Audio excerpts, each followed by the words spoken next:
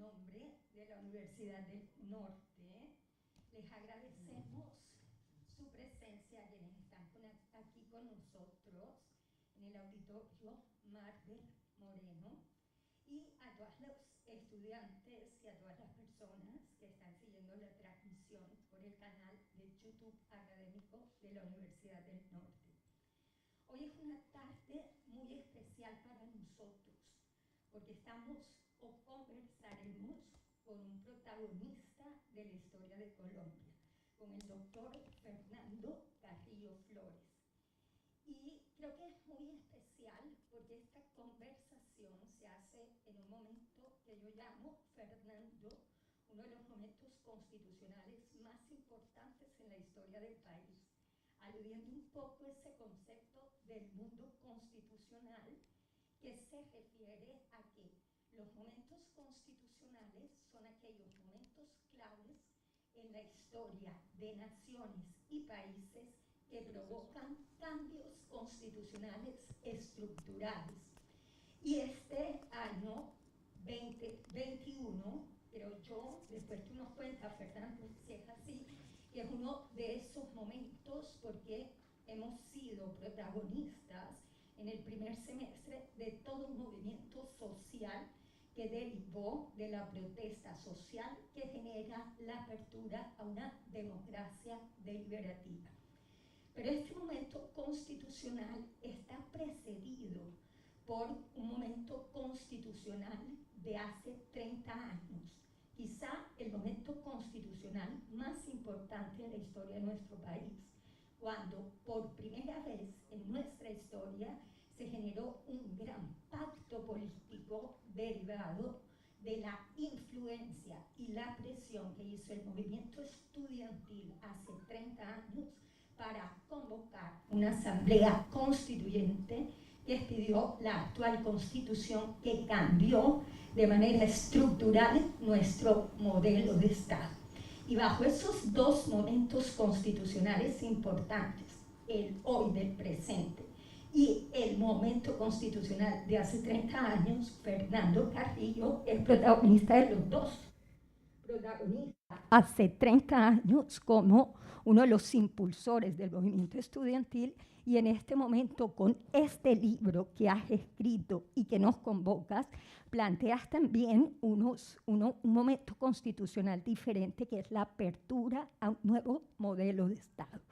Así que Fernando Carrillo Flores, abogado y socioeconomista de la Pontificia Universidad Javeriana de Bogotá, magíster en Leyes y Finanzas Públicas y en Administración y Políticas Públicas de la Universidad de Harvard, profesor de Derecho Público y Económico en las Universidades Javeriana, El Rosario, Andes, profesor visitante de Estudios Políticos de París en Sciences Po y del Centro de Estudios Políticos y Constitucionales de Madrid, exministro, exprocurador, pero sobre todo gestor de la Constitución de 1991 como el miembro de la Asamblea en representación del movimiento estudiantil.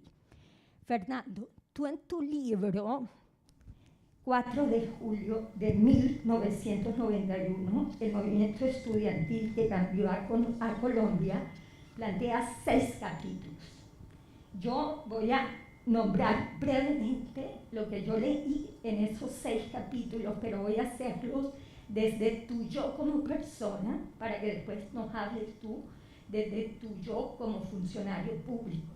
Porque creo que esa es la experiencia más bonita en el mundo constitucional, la motivación que tenemos todos y que tuviste tú como un joven profesor en ese momento para soñarte un modelo de Estado diferente, una Colombia diferente en unos momentos de conflagración de violencia política súper importante.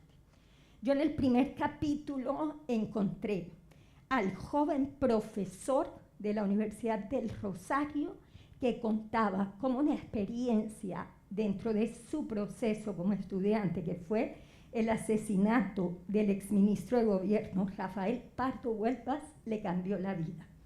y cómo a partir de ahí, con tu amistad con su hijo, empezaste tú, que venías de una familia de médicos influenciado por el derecho. Cómo llegas a la Universidad de Rosario y te presentas frente a Marcela Monroy, que fue clave en el proceso cuando le presentas la propuesta para liderar como todo ese proceso estudiantil, y encuentras en eco en esta mujer que yo creo que es una mujer fantástica en el mundo constitucional, que te remite a la prensa, y con la ayuda de la prensa empieza a gestarse ese movimiento estudiantil. En el segundo capítulo ya nos hablas del proceso, y ahí hay nombres interesantes y nombres recurrentes en toda la narrativa de tu libro. El nombre de Humberto de la Calle, el nombre de Manuel José Cepeda como asesor del gobierno de Barco, y que después llega a ser magistrado de la Corte Constitucional.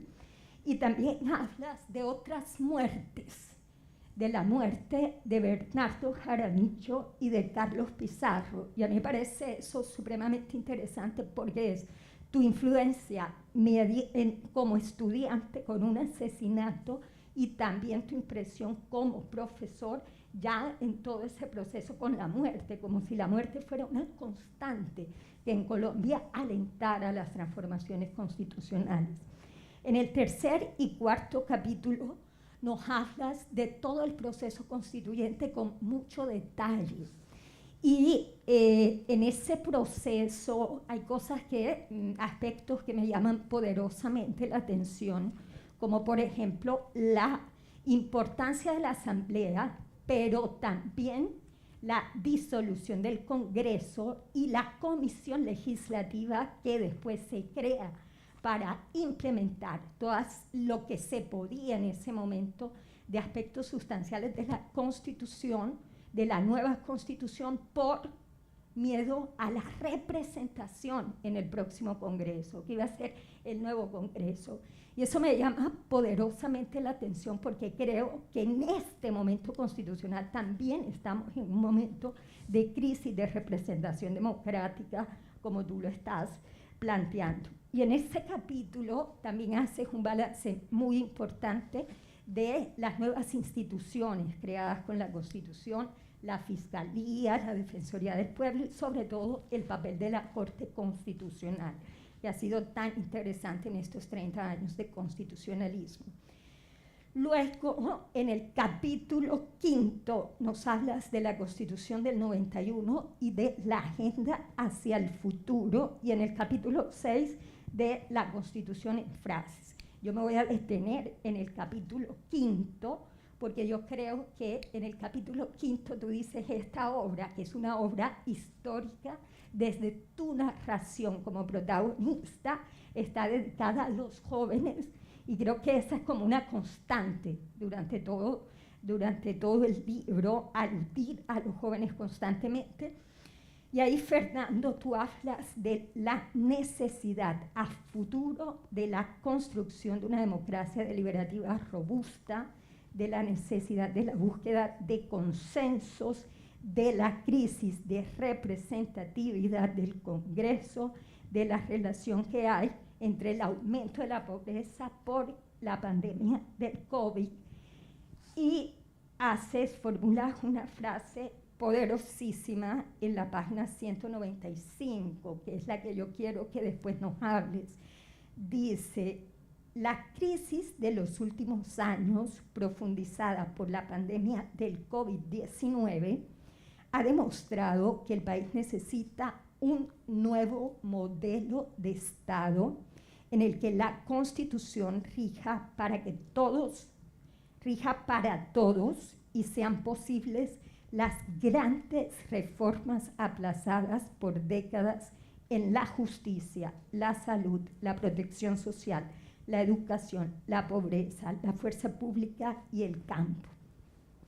Hago alusión a esta parte de tu afirmación en este quinto capítulo, que es la agenda hacia el futuro, Fernando, porque creo que ese momento constitucional de 30 años tú no lo vas a comentar, y es importante, pero creo que estamos en otro momento constitucional en este momento, y haciendo un balance de estos 30 años, yo también incluiría como 2016 y 2017, firma del acuerdo de paz, otro momento constitucional importante. Pero veo diferencias en los momentos constitucionales. 30 años atrás el país estaba unido para luchar en contra de un fenómeno que tú describes, que es el narcoterrorismo, y por eso tan importante la mirada sobre la justicia. En este momento el país está unido, sobre todo la cohesión de los jóvenes, para luchar en contra de la falta de realización de los derechos sociales. Pero también hay mucha desarticulación entre los colombianos. Entonces, y en el 2016 y el 2017, pues estábamos unidos para luchar a favor de la reincorporación a la vida civil de los exmilitantes de las FARC. En este momento constitucional, yo creo que ese nuevo modelo de Estado que tú propones podría jalonarse a partir de reformas estructurales, pero que provengan de desarrollos legislativos, básicamente con la expedición de leyes de tipo estatutario, y de políticas que garanticen los derechos fundamentales, y de política pública o acción afirmativa, que es lo que reclaman los jóvenes en las calles para la materialización de sus derechos de carácter social. Pero veo como un gran peligro realizar reformas constitucionales hoy en un aspecto de tanta polarización. Y por eso mi pregunta, básicamente, o mi comentario es: tú, que has sido protagonista de ese momento constitucional tan importante y que planteas un nuevo modelo de país, que llamas a una ética pública, a una democracia deliberativa, que habla de la importancia de la democracia constitucional, ¿qué vías planteas tú para la construcción de ese nuevo país, si es necesario un nuevo modelo de Estado a partir de reformas constitucionales, o si esas reformas constitucionales muchas veces no tienen que afectar el texto constitucional, simplemente con leyes estatutarias fuertes, con política pública, con acción afirmativa, que traten de superar la corrupción y los escollos, podemos lograr ese nuevo modelo de país al que tú nos presentas y nos invitas a construir, sobre todo a los jóvenes. Bienvenido, Fernando. Después, acá, Antonio Celia, director del Consejo Directivo de la Universidad del Norte, Alberto Mendoza y Mariana de la Rosa van a comentar también, hacerte preguntas sobre tu obra, que nos aporta muchísimas cosas. Muchas gracias, querida profesora. Qué honor además tener de introducción y de comentarista como me lo dicen todos, además creo que hay consenso al respecto, de la mejor profesora de la Facultad de Derecho. Además, acabas de demostrar además que lo eres, entre otras cosas. Un saludo muy especial para el rector. Muchas gracias, doctor Adolfo. Gracias, señora decana, doctor Pacho, doctor Gustavo, querido Toño. A los estudiantes aquí presentes, Alberto y Mariana, y a todos los demás. Sí, yo creo que se trata del testimonio de una generación, además de una generación que de alguna manera le sonó la flauta, ¿no? Porque yo creo que ha habido muchos esfuerzos generacionales en el país, digamos, de evoluciones, transformaciones e incluso revoluciones que se quedaron escritas en el papel, o que simplemente fueron un intento de cambiar las cosas y no lo lograron. Evidentemente lo nuestro va como por el camino intermedio, porque hubo cosas que logramos, como haber conseguido una nueva constitución para Colombia, pero otras que quedaron en el papel y que tienen que ver precisamente con el acatamiento, con el cumplimiento y con el desarrollo de esa constitución, que yo creo que es reconocida, muchas gracias, creo que es reconocida por tirios y troyanos como una de las constituciones no solo más progresistas de América Latina, sino una constitución que tuvo algo muy innovador. Ahora estaba hablando con el doctor Pacho Posada de eso, y es que cuando a mí me preguntan, les decía ahora en un almuerzo, ¿cuál fue el elemento distinto que aportó la constituyente? ¿Qué hizo la diferencia en el proceso constituyente? Yo contesto inmediatamente: el método. La innovación fue el método. O sea, ni siquiera las instituciones constitucionales, que hay una cantidad, por supuesto, arrancando por la tutela, todos los desarrollos a nivel de diseño institucional de la autonomía del Banco Central, las relaciones entre el presidente y el Congreso, las 4 nuevas instituciones de la justicia, los derechos como columna vertebral de la función esencial del Estado, y todo alrededor además de un modelo de Estado social de derecho, que yo creo que por eso hay que preservar. Y contestándote una de las preguntas, por eso es que no es necesario reformar la Constitución, porque realmente, y lo decía Toño hace unos pocos minutos, la clave es para cualquier observador que con una Constitución, decían de la Constitución, tú lo recuerdas, de la Constitución de 1863, que Víctor Hugo la leyó y dijo: esto es una Constitución para ángeles. Y yo digo, el problema de la Constitución del 91 es que le tocó ejecutarla a los demonios del paseo, y realmente porque la clase política le entregamos, yo les decía ahora al almuerzo, le entregamos esa criatura naciente a los Herodes de la política, que era la clase política tradicional, que por supuesto nunca creyó en el proceso constituyente, porque ese es un elemento que es clave, creo que lo acabas de describir, y es que esto arrancó de un escenario muy distinto a la política tradicional. Tanto es que nos despreciaron tanto los políticos tradicionales que nunca pensaron que efectivamente nosotros fuéramos capaces de lograr esto. Y entonces, claro, no, eso es una quijotada, un poco de chinos pendejos ahí tratando de decir que van a reformar la Constitución, la sacrosanta Constitución de don Rafael Núñez. Y eso fue muy importante porque de alguna manera no interfirieron en el proceso.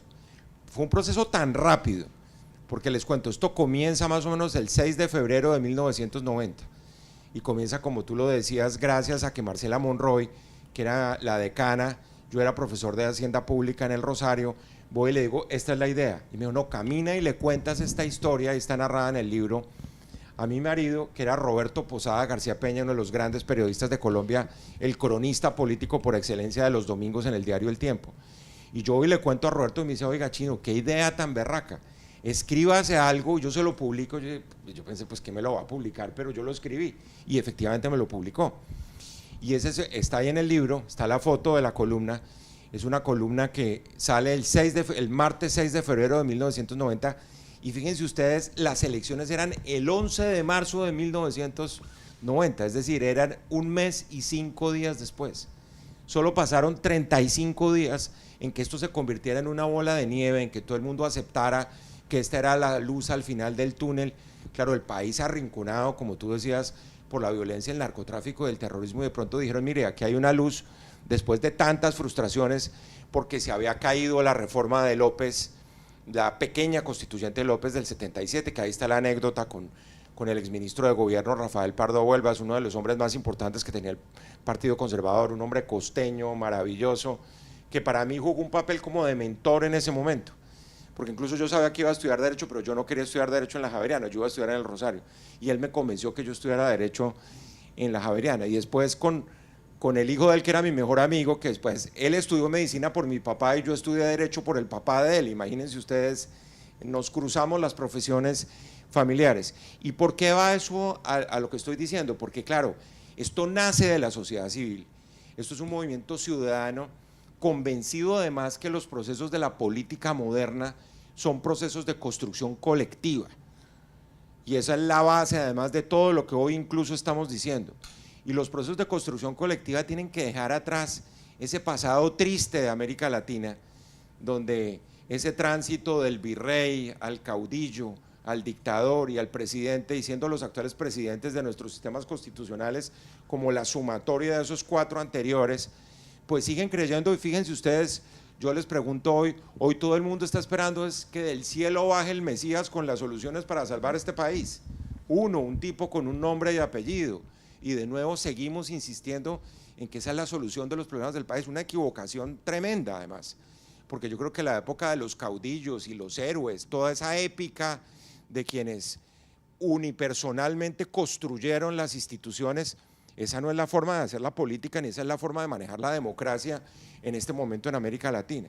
Entonces, esa noción caudillista estaba presente en ese momento. Ellos nunca pensaron que de pronto nosotros, que éramos unos desconocidos, por supuesto, todos menores de 25 años o alrededor de esa edad, íbamos a cambiar la realidad del país. No, eso se necesitaba, digo cualquier nombre, un López Miquelsen, un Álvaro Gómez, alguien así, para que cambiara.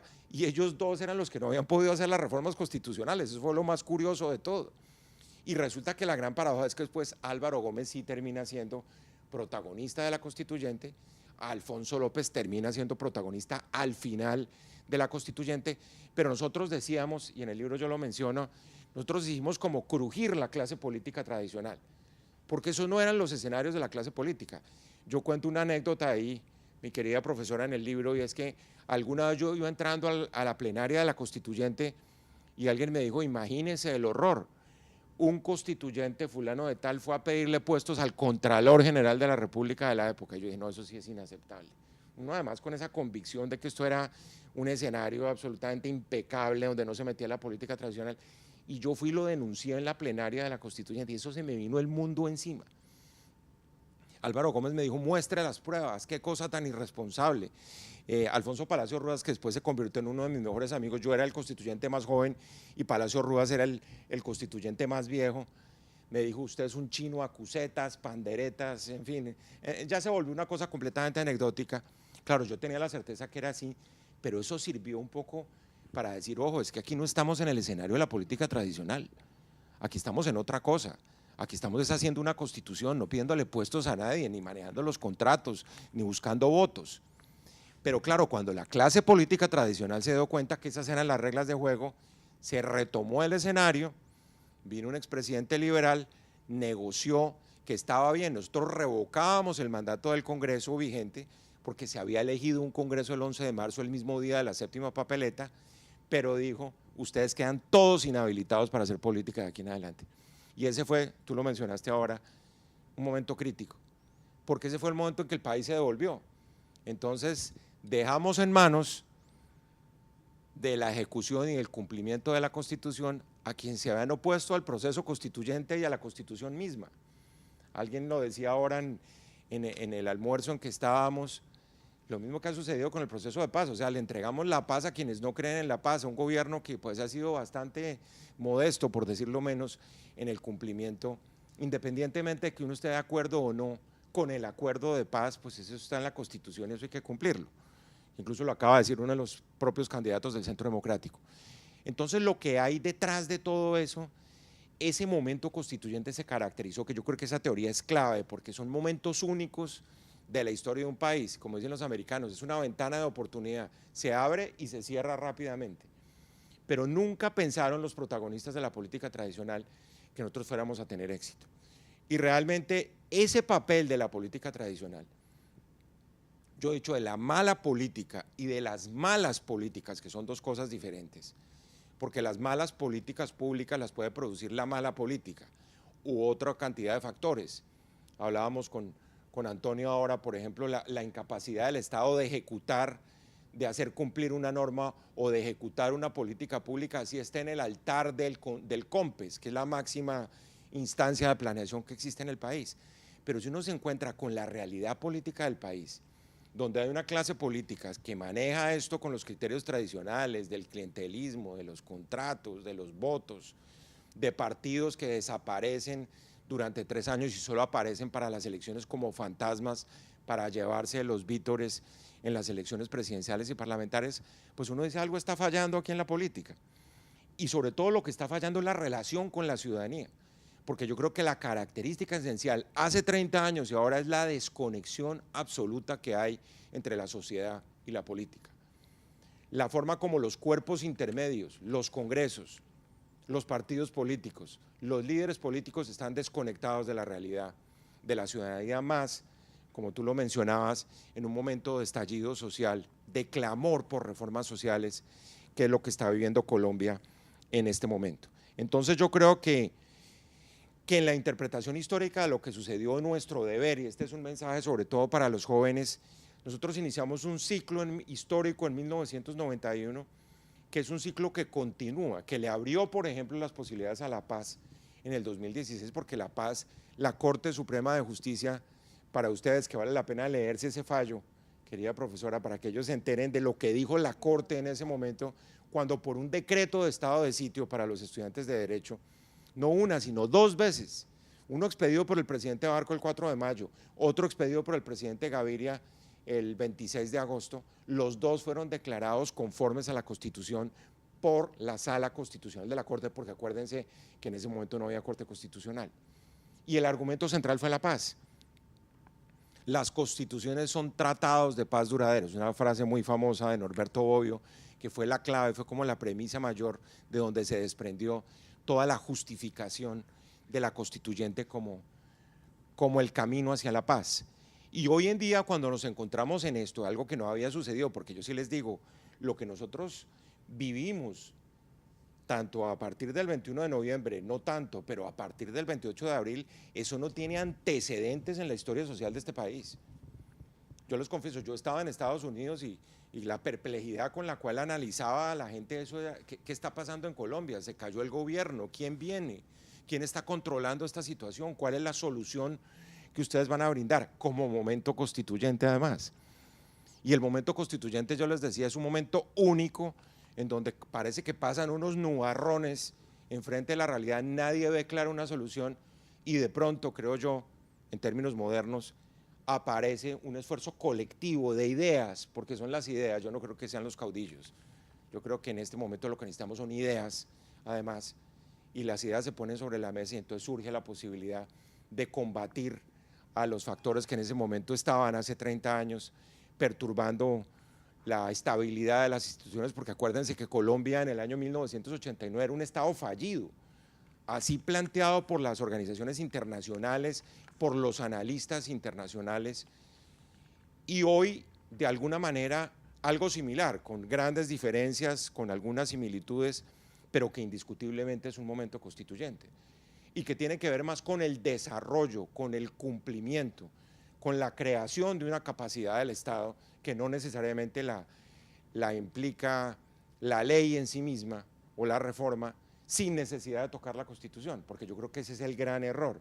Es más, yo creo que si en este momento tocamos la Constitución, vamos a correr el riesgo de que se echen para atrás muchos de los logros de la Constitución del 91 de hace 30 años. Entonces me parece que desde ese punto de vista, cuando hablamos del nuevo modelo de Estado, de alguna manera está en la Constitución del 91, es el Estado social de derecho, son las grandes reformas que no se han hecho, que corresponden además de nuevo a la necesidad de volver a emplear el método de hace 30 años, no de imponerlas unilateralmente desde el Ejecutivo, que yo creo que eso es algo que va a tener que salir en el debate presidencial del año entrante. Es que de nuevo lo que tenemos que rechazar es que aquí haya un iluminado que resulte y saque la linterna y nos diga, mire, este es el camino. Yo creo que eso no va a pasar. Va a pasar que somos capaces de construir una plataforma de ideas entre todos, de darnos cuenta de que este proceso electoral que comienza es un proceso único, sui generis, donde estamos viendo la peor crisis social de la historia de este país y necesitamos de nuevo consensos, y necesitamos puntos de convergencia, y necesitamos desactivar la bomba social en la cual estamos todos sentados. Y ahí está la Constitución del 91, que es un poco el mensaje a los jóvenes 30 años después. Hace 30 años era el camino de la Constitución, hoy es el camino de las reformas sociales, que claro, supone, y aquí te contesto la pregunta, que pronto haya que tocar con ese bisturí de la reforma unas instituciones que requieren reforma constitucional, pero yo creo que este no es el momento de hacerla. Si tenemos la capacidad, como bien decías, de tener unas leyes estatutarias, unas reformas estructurales, unas políticas estructurales, incluso más que el ensalzamiento mismo de la norma, diciendo que la norma es la que transforma la realidad cuando eso no es así, pero de nuevo el método. Y es sentados en una mesa reconociéndole al otro en lo que tenga razón. La política social se hace así. Los europeos se inventaron la concertación como un término de gobernar, esa expresión que es gobernanza, que ustedes saben que es la posibilidad de manejar una realidad en diálogo con la gente que son los involucrados, los stakeholders, como dicen en inglés. Y eso hay que hacerlo sentado en una mesa, no imponiendo decisiones. Y ahí, pues por supuesto, toda la reflexión que pueda hacer el país sobre eso va a ser el punto de partida de todo ese paquete de reformas. Y finalmente, perdóname, y con esto termino esta intervención, todo el tema de la ética pública, porque arrancábamos ahora de un argumento que yo creo que es central para todo esto, ¿no? Lo que le ha faltado a la política es grandeza, lo que le ha faltado es enaltecimiento de lo que eso representa. La política, según los griegos, era el arte del bien común, se convirtió en el arte del interés particular, de la vanidad personal, de la capacidad de nombrar gente, de recibir plata, ese pozo séptico de la política, por ejemplo, que yo le dedico varias páginas del libro, que es el financiamiento de las campañas y de los partidos, que no se ha modificado y se requiere una reforma legal, ahí sí, ni siquiera constitucional. Entonces dice uno ahí, algo está pasando con el tema ético, de la ética pública, y uno lo que no necesita en un momento como este de crisis ética, de déficit ético también, son grandes héroes, ni grandes caudillos, ni presidentes fuertes, sino una sociedad que avance democráticamente hacia las soluciones. Yo lo dejaría por ahí, querida profesora, para que continuemos en el debate. A mí me complace muchísimo de verdad estar aquí con un gran amigo, antiguo amigo que admiro mucho, como Fernando, aunque hemos compartido comentarios, luchas, y con Viridiana, que hizo una brillante introducción al libro de Fernando. Celebro mucho que sea la universidad con un estudiante con quien he trabajado algunos temas de interés investigativo y a quien no conocía, y que sea la universidad la casa donde se debatan estas nuevas ideas, estas nuevas propuestas, gracias a la generosidad de Adolfo y de su equipo, Silvia y todos. Cuando a mí me hablan de reformas, yo automáticamente reacciono de una forma casi negativa, o no tan negativa como escéptica, porque he estado estudiando lo que sucede en Colombia con nuestros principales problemas, que están bastante bien identificados, por cierto, pero que por razones que conocemos no hemos podido resolver. No hay ninguna duda que lo que Carrillo y su gente hizo con la Constitución del 91 marcó un hito histórico de un cambio sustancial de una Constitución centralista, profundamente religiosa, ensimismada y cerrada, que fue Colombia hasta que rigió la Constitución de Núñez y Caro. Yo lo que veo es que la gran mayoría de nuestros problemas están atravesados por un yatagán, que era un cuchillo turco parecido a una daga, y que es un Estado muy poco efectivo. Entendiendo un Estado efectivo como aquel que ejecuta adecuada y eficazmente la política pública. Y si uno se va devolviendo un pasito cada vez más hacia atrás, encuentra que tenemos un arsenal, Fernando, Viridiana y amigos, de muy buenas políticas públicas. La quintesencia de la política pública es el COMPES. El COMPES es el instrumento más potente de política pública. Yo ahora en mi vida académica me he tomado el trabajo de revisar al menos 40 COMPES. ¿Qué buscan? ¿Qué dicen? ¿Cuáles son los fines? Y he encontrado que son documentos posiblemente bien intencionados, pero que tienen las siguientes características: infinitamente largos, requieren de innumerables coordinaciones entre las entidades del Estado, de un Estado ya complejo, se confunden metas con fines y se confunden fines con intenciones. Fíjense esto, solo hasta el 2017 hay un instrumento que la misma Dirección Nacional de Planeación estableció para hacerle control a los COMPES. Vale decir, la ciudadanía no le hace seguimiento a los documentos de la política pública que se dictan en beneficio de ellos. Esto del Estado poco efectivo tiene una larguísima tradición, y hay autores como Sebastián Mazuca que encuentran las raíces de nuestro Estado poco efectivo en los albores del siglo XIX, cuando nacimos a la vida republicana. De manera que lo que uno ve es que lo que se ha establecido como política pública o como ley difícilmente se cumple. Y lo peor de eso es que no pasa nada. Es decir, hay poca disposición para acciones colectivas y la sociedad civil no está suficientemente empoderada para reclamar de forma directa, decente y respetuosa el cumplimiento de sus derechos. Muchas veces nos vamos entonces a circunstancias un poco más agresivas, un poco más violentas, como lo que pasó ahora. Me detengo ahí para poner un foco, y esto es una simplificación exagerada, lo sé, para ver qué pedían los jóvenes. Los jóvenes no pedían renta básica, señores políticos, aunque eso sea un buen instrumento de política social. Los jóvenes piden dignidad, que está representada en dos cosas fundamentales: educación y empleo. Miremos el tema de educación para seguir haciendo una disección de los problemas. La cobertura de educación superior en Colombia creció del 23% en el año 2000 al 54% en el 2020. Es decir, ha habido avances significativos. Por lo que uno podría decir que los jóvenes de ahora tienen proporcionalmente mucho más oportunidades de acceso a educación superior. Pero sigamos profundizando la disección, mi querido Fernando. ¿Cómo es la educación de la calidad? ¿Cómo es la calidad de educación superior? Absolutamente disímil. La probabilidad de que un muchacho egresado de esta universidad, o de la Nacional, o de los Andes, o de la Javeriana consiga empleo, es infinitamente más alta que los que egresan de otras universidades, para no poner ningún nombre, estatales o privadas, de malísima calidad.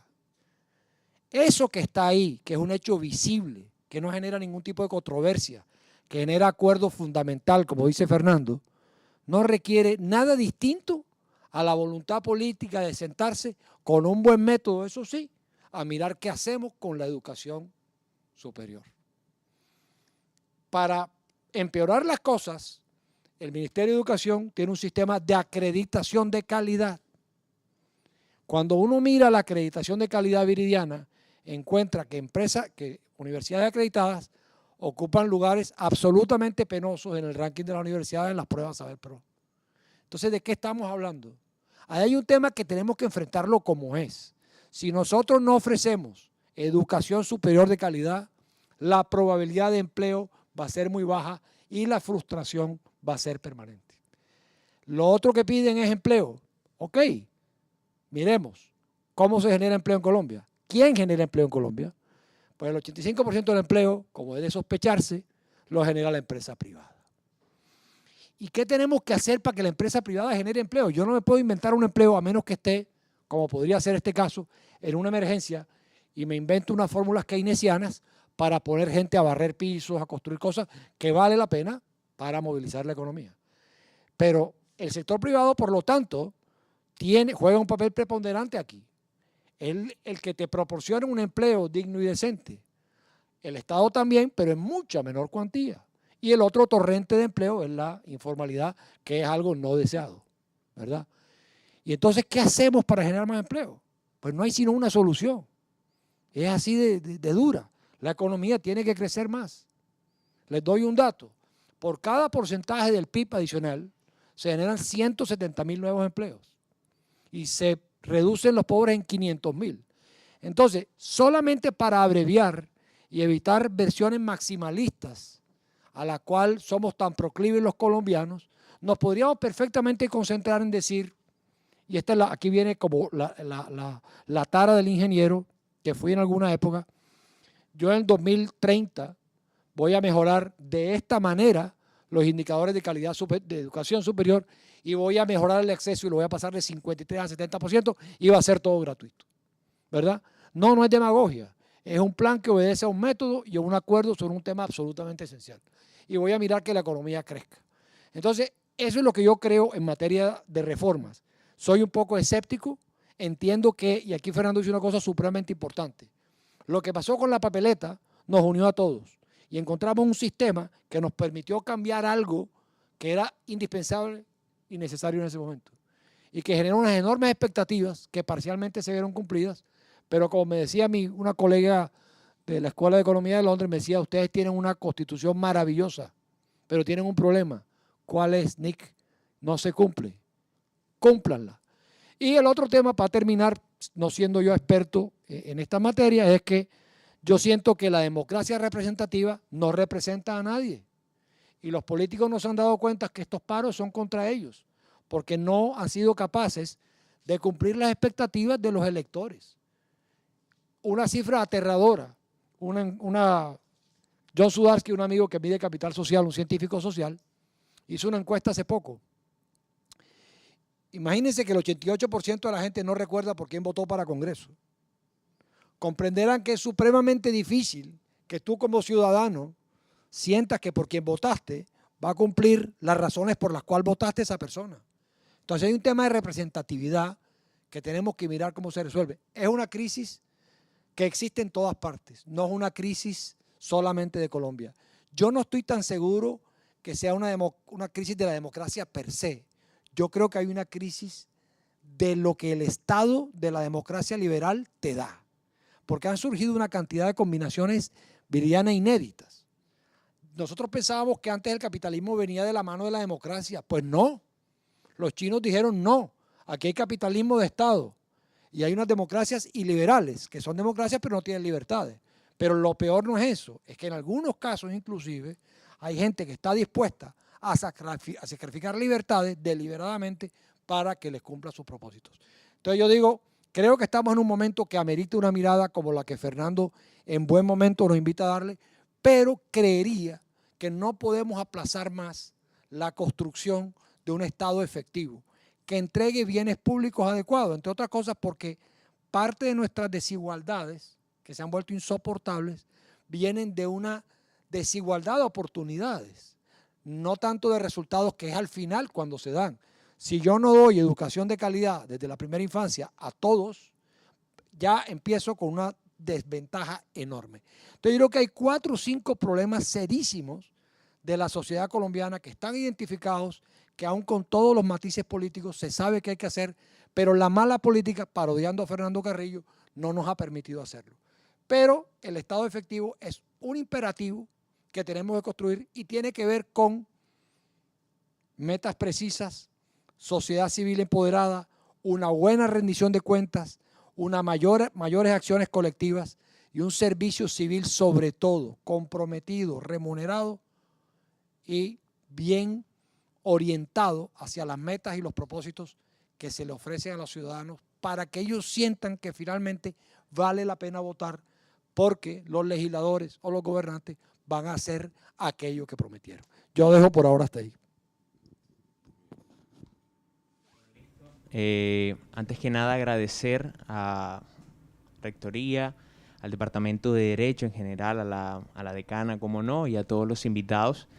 Es un honor para mí estar aquí presente junto al doctor Fernando Carrillo, artífice de un hecho que creo que todos confluimos y todos estamos de acuerdo que cambió realmente la realidad de nuestro país.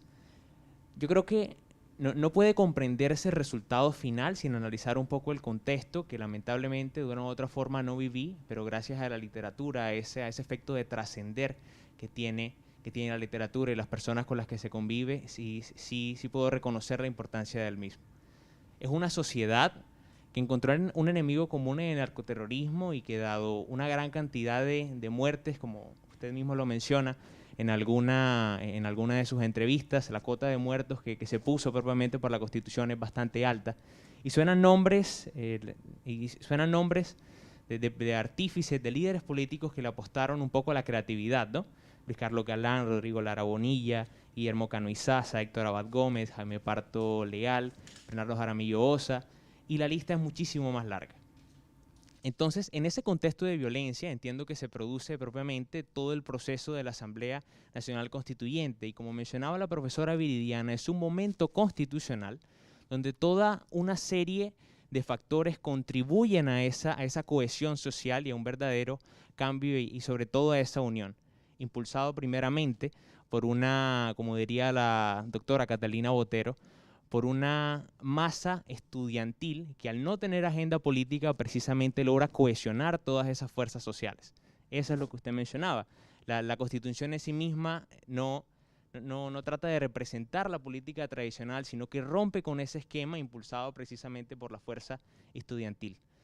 Toda esta introducción para llegar a un punto central. Hace 30 años, hace 6 lustros, teníamos este contexto de cohesión social, de una masa estudiantil que logró encauzar distintas fuerzas y terminar con ese magnífico texto que encausa todas las realidades que de una u otra forma queremos hoy cohesionar. Lamentablemente, a título personal, pienso que la realidad que tenemos hoy en día no corresponde con ese momento histórico de cohesión.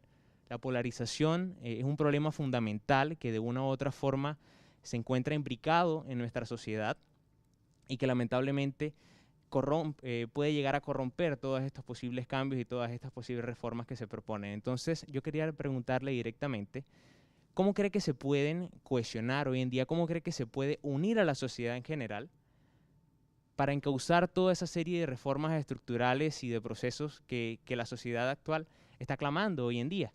Sobre todo entendiendo que si bien es cierto, la masa estudiantil es esa comunidad sin agenda política propiamente que mueve toda esta serie de reformas, pero que también debe articularse con la sociedad en general. Entonces, esa es la pregunta que le tengo. Muchas gracias, Alberto, ¿no? Sí. Gracias, Alberto. Sí, yo creo que ese es un diagnóstico muy bueno de comparación de lo que estaba sucediendo hace 3 décadas a lo que está sucediendo hoy. Evidentemente, hoy vivimos una polarización que tiene que ver más con, digamos, con una variable política, con un extremismo en las posiciones, con la imposibilidad de conciliar, pero hace 30 años, por ejemplo, nadie daba 5 centavos con que se pudiera sentar el jefe del partido Alianza Democrática M19, que era Antonio Navarro, con la persona que ese mismo movimiento guerrillero había secuestrado un año antes. Entonces, digamos que había unas formas de polarización distintas y que la entrada de la guerrilla al escenario político colombiano supuso de alguna manera que se tensaba la cuerda. Hoy se recordaba por el rector, por ejemplo, que en un momento dado, en una encuesta del primer trimestre de 1990, se decía que Carlos Pizarro León Gómez iba a ser el presidente de Colombia, tan pronto él se lanzó. Entonces realmente reaccionó, por supuesto, la clase política de una forma bastante contundente, en el sentido de que eso no se iba a aceptar y de alguna manera se tensó la cuerda y se entró a la constituyente con, digamos, una gran incapacidad de consenso en ese momento, hasta que comenzó a discutirse el reglamento. Álvaro Gómez da el paso, pasa el Rubicón, pues como se dice coloquialmente, y resulta que se sienta con Navarro, y la primera decisión que toman es que la presidencia de la Asamblea tiene que ser tripartita, porque ellos dos sumaban más que el Partido Liberal. La fórmula tradicional era que el partido que quedaba de primero llegaba a ser el presidente de la constituyente, que en este caso era Horacio Serpa, y Horacio había sacado 24 constituyentes. El Movimiento de Salvación Nacional, que era Álvaro Gómez Hurtado, eran 11 constituyentes, y la Alianza Democrática eran 19 constituyentes. Pero claro, individualmente considerados cada uno de esos grupos políticos, pues eran minoría frente al Partido Liberal. Pero Álvaro Gómez da el paso y dice, nosotros sumamos 30 y nosotros ponemos presidente de la constituyente. Y no le quedó más a Gaviria, al presidente, que decir, ustedes tienen toda la razón y hagamos una troika, una presidencia tripartita. Y ahí comienza el consenso. Un poco el tema era que no se habían logrado, es que fíjense ustedes, el contexto, por ejemplo, de la entrada del M19 a la vida civil no supuso grandes acuerdos, fue una amnistía general, fue un indulto de la que hablaba ayer, entre otras cosas, el expresidente Uribe. Ya borrón y cuenta nueva, todos los delitos se olvidaron. Esa no fue la fórmula de todo el mundo, sí, esa fue la que él propuso.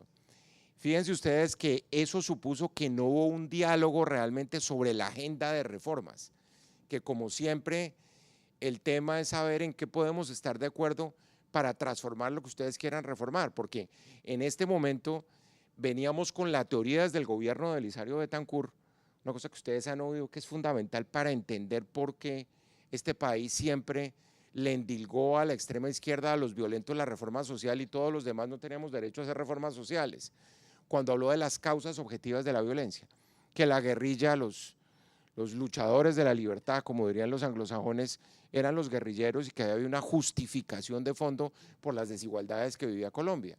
Entonces, eso lleva al argumento de que hay que tener unos pactos, por ejemplo, en materia de reformas sociales en ese momento, y hay unos acuerdos que propicia el presidente Barco, pero nunca fueron acuerdos que se dieron ex ante, sino que fueron ex post y fueron en el marco de la constituyente. Eso es muy importante tenerlo en cuenta.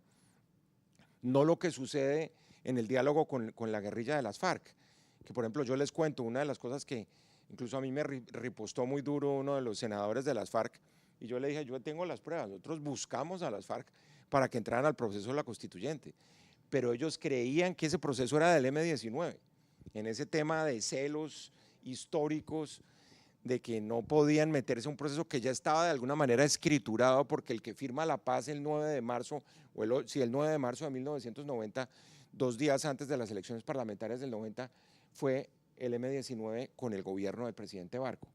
Entonces, por eso es muy importante. Lo otro es el tema de la pobreza, que dice uno, bueno, si hay algo, y aquí hablando con Toño Celia, yo le diría, es que resulta que muchas de esas políticas públicas, muchas de esas medidas que se han tomado, operantes o inoperantes, se quedaron cortas para solucionar los problemas sociales que trajo esta pandemia. Yo le dije una vez al presidente Duque en mi última semana como procurador, con todo el respeto, usted lo primero que tiene que hacer es replantear el Plan Nacional de Desarrollo. ¿Quién ha dicho que una partitura de antes de la pandemia le sirve para después de la pandemia?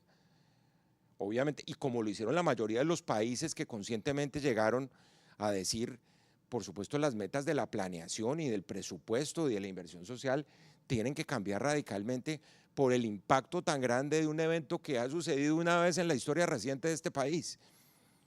Es que las bases fundamentales de funcionamiento del Estado quedaron afectadas, además de lo adicional, y ahí es donde dice uno, es evidente que las fórmulas tradicionales de las reformas no tienen que funcionar para un escenario completamente inédito como el que estamos viviendo, cuando aumentaron cuántos puntos porcentuales la pobreza, la desigualdad, la discriminación, el reclutamiento, la violencia contra las mujeres, la violencia contra los niños, la muerte de los líderes sociales, todo eso recrudeció en un escenario de pandemia. Y la Constitución preveía la posibilidad, tú lo sabes, profesora Viridiana, la posibilidad de cambiar, de ajustar el Plan Nacional de Desarrollo en circunstancias excepcionales. Nunca lo hicieron. Solo hubo algunos alcaldes y gobernadores que, claro, habían acabado de iniciar su pedido como alcaldes y gobernadores y dijeron, tenemos que cambiar esto. De nuevo, esta no es la partitura, esta no es la música para esta fiesta que estamos viviendo en este momento. Esto hay que hacer un replanteamiento de fondo sobre las herramientas del Estado para solucionar los problemas de pobreza y de desigualdad. Entonces, y yo creo que de fondo, fíjate, aquí el tema, lo decía muy bien Toño, yo creo que no es que este sea un problema de la democracia, es que la víctima de esto puede llegar a ser la democracia, porque la gran pregunta es cuánta pobreza más aguanta la democracia, cuando el dictamen de la gente es un dictamen totalmente pragmático, y es decir, la democracia sí me está dando las herramientas para manejar este conflicto social, estos niveles de pobreza, estos niveles de desigualdad, y ahí es donde queda asediada y arrinconada la democracia.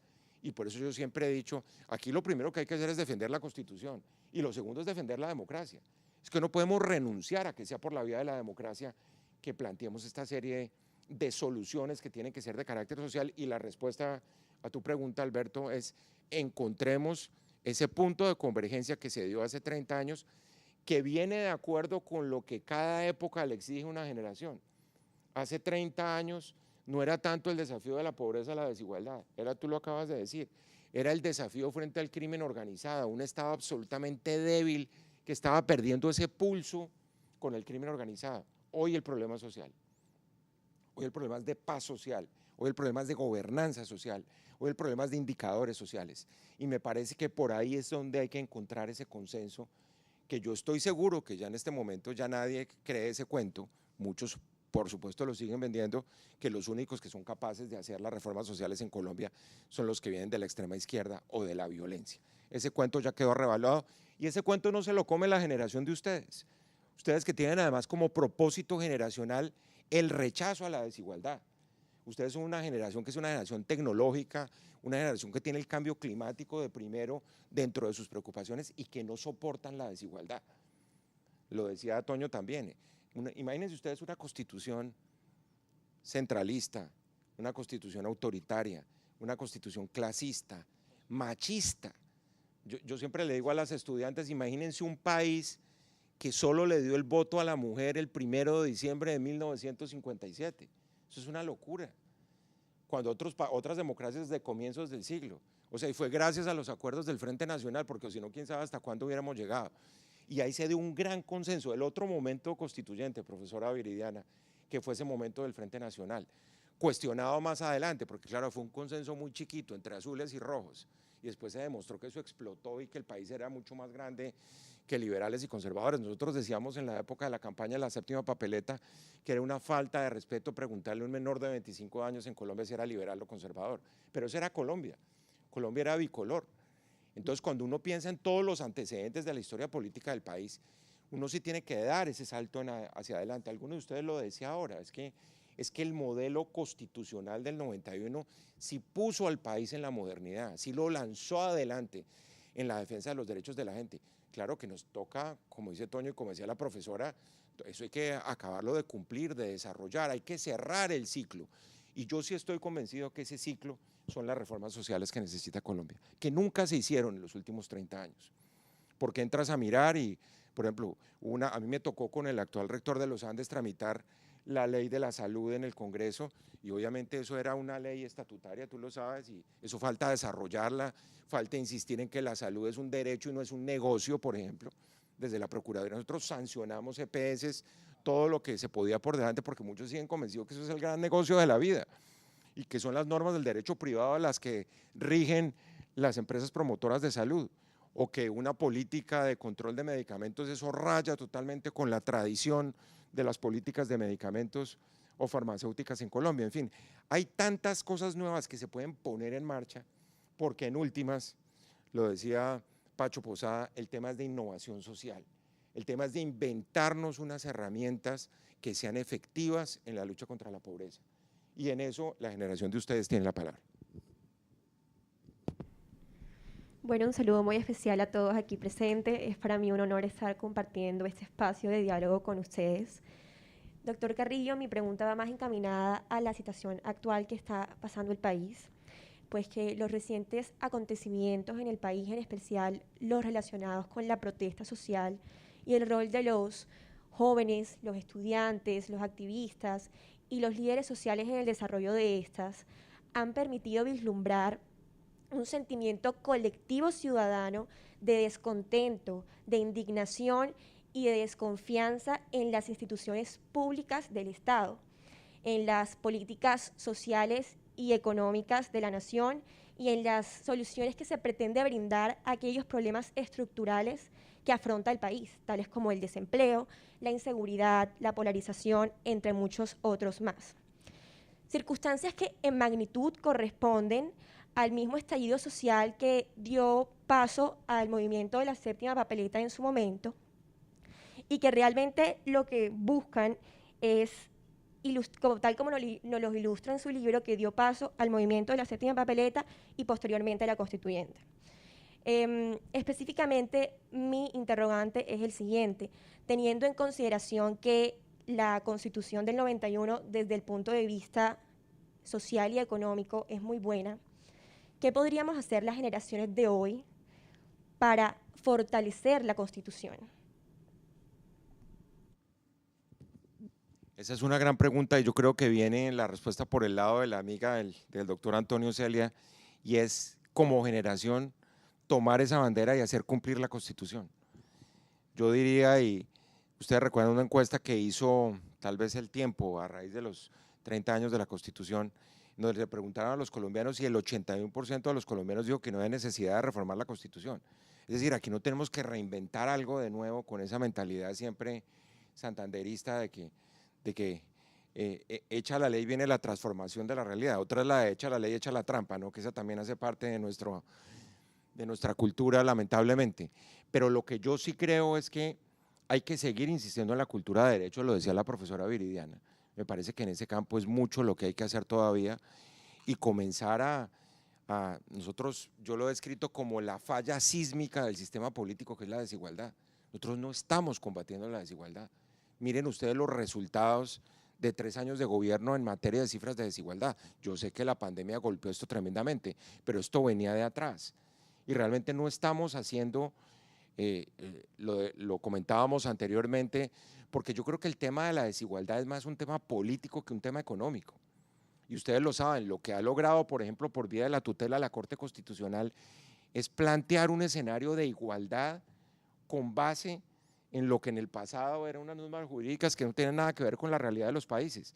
Cuando uno le explica, por ejemplo, a los estudiantes, que estoy seguro que te ha pasado, que América Latina hace 30 años o 35 años, el 80% de los países de la región eran dictaduras. Y entonces uno dice, ¿cómo funcionaba una constitución? Chile, ¿cómo funcionaba con la constitución de Pinochet? Uruguay, ¿cómo funcionaba con la dictadura de Stroessner en ese momento? Y no, resulta que era perfectamente compatible dar una clase de derecho constitucional en una dictadura. Eso ya no es posible hoy en día, porque la Constitución supone un maridaje absoluto con la democracia. Una constitución que no es democrática es el señor de Hungría y obviamente el señor Ortega y el señor Maduro, pero eso antes era compatible y el derecho no tenía nada que ver con el sistema político, y yo creo que eso lo cambió la Constitución del 91. ¿Por qué? Porque constitucionalizó la vida social, al punto que la tutela se convirtió en el recurso fundamental de acceso a la justicia, en la herramienta más importante de democratización de la justicia, y eso es innegable. Y el derecho público y el derecho constitucional adquiere una visión integral de las cosas. Uno piensa en un país, por ejemplo, en el estado de sitio. Yo le recomiendo un gran libro que ha sido inspiración de muchas generaciones, que es un libro que escribió el ex constituyente Alfredo Vázquez Carrizosa, que estoy seguro está aquí en la biblioteca, que se llama El Poder Presidencial en Colombia, que él demuestra cómo desde 1886 hasta el 91, en el 70% de los casos fue legislación de estado de sitio. Tanto, imagínense la paradojal, que los decretos que permiten la convocatoria de la constituyente son decretos de estado de sitio. Son decretos de estado de sitio. Una cosa que dice uno, pero eso era lo que había y esa era la única forma de legislar. O la famosa frase de Alberto Lleras que llamaba a la secretaria y le decía, Elvia, traiga el lápiz que vamos a legislar. Obviamente así era como se hacía la legislación en Colombia en el pasado. Ese era el modelo de democracia donde había una preponderancia de un ejecutivo, y eso que estamos viendo ahora de nuevo de lo que es el modelo de caudillo es una consecuencia de todo ese rezago histórico. Entonces yo sí creo que lo que aquí es fundamental es revivir el espíritu del 91, recrear el espíritu del 91, mirar por qué, como dice Toño Celia, por qué es que no podemos cumplir con la Constitución, o por qué no seguimos insistiendo, por ejemplo, que fíjense ustedes que los colombianos no han dejado que se reforme la tutela. Ha habido 28 intentos de reforma de la tutela para restringirla. Entonces, claro, el tema es, yo sí creo que el tema del momento es el tema social, como era el narcotráfico hace 30 años, como era el terrorismo. Lo que hoy puede unir a Colombia son los temas sociales y demostrar de una vez por todas lo que venimos diciendo. Esto no le pertenece a ningún partido político, esto no es propiedad del señor de la extrema izquierda ni del señor de la extrema derecha, como tampoco lo es la seguridad, que esa es la otra falacia, ¿no? Entonces que aquí solo pueden, mejor dicho, que no se puede hacer una seguridad que sea compatible con las instituciones de la Constitución, sino que la seguridad es mano dura, la seguridad es violación de garantías constitucionales. No, esos son los dos extremos que tenemos que rechazar y quedarnos más bien respetando la Constitución y viendo ustedes como generación, 30 años después, por ejemplo, pueden ayudar a que se realicen las 10 o las 12 reformas sociales que necesita Colombia en este momento, dentro de la lógica de Toño, de decir no basta simplemente con la reforma de las leyes, sino que necesitamos modificar la institucionalidad formal, la institucionalidad informal, luchar contra la corrupción, que sigue siendo el gran impedimento para que ese Estado funcione. Yo no quiero que cierre Viridiana sin decir un par de cosas que quiero hacer. Yo quiero felicitar a Fernando Carrillo por dos cosas. Primero por el libro y segundo por estar proponiendo ideas. Yo creo, Fernando, que lo que haces está en el núcleo, en la más potente noción de la democracia, el debate de las ideas. De manera que yo te felicito por eso, por el libro y por estar proponiendo temas que ocupen a la gente en asuntos que nos atañen a todos.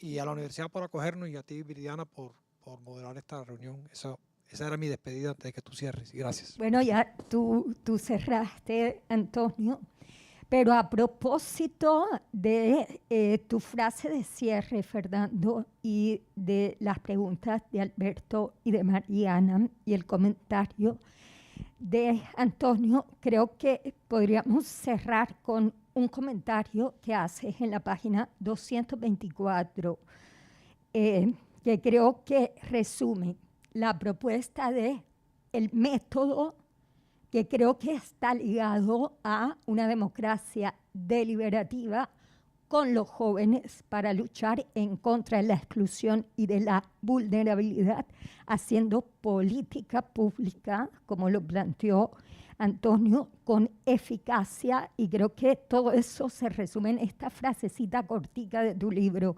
Fernando. Dice, la institucionalización de la política será la única manera de realizar un contrapeso efectivo a la exorbitancia del poder económico y sobre todo a las condiciones de inequidad que vulneran la legitimidad del modelo económico. Creo que de pronto ahí cerramos, como hacemos un buen cierre con todos los comentarios. Gracias, Fernando Carrillo, por haber estado conversando con nosotros en la Universidad del Norte.